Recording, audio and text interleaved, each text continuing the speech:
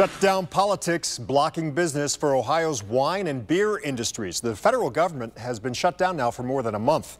Only News 5's Kevin Barry explains why that's making it harder for wineries and breweries to grow or even get off the ground. Just like the snowy vineyard with no grapes on the vine, roughly 60 wineries trying to open in the next few months in Ohio are frozen.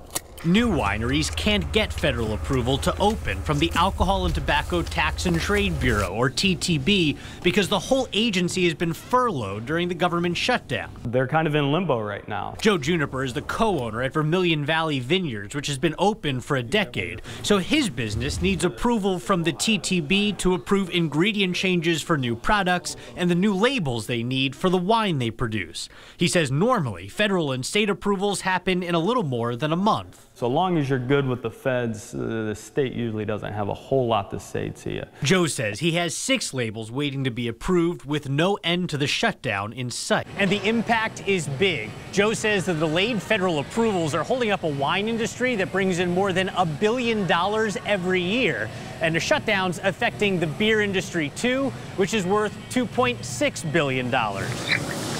Just like in the wineries, breweries need federal approval from the TTB for new locations and new labeling. Fathead's brewmaster Matt Cole says he constantly is creating new beers while trying to expand the business into new states, but he needs the TTB's approval first. We're not able to get those permits and that label approval, so ultimately our hands are tied. At Fathead's, new beer is in limbo and there's new equipment to pay for. And that new equipment is really, some of it's been invested in to produce new products, and us not being able to sell those products has a big economic impact. Newer breweries just starting out have a different problem. They usually don't have a lot of extra money laying around, and delays for their permit to brew could make it hard to start up at all. The Ohio Division of Liquor Control is trying to help.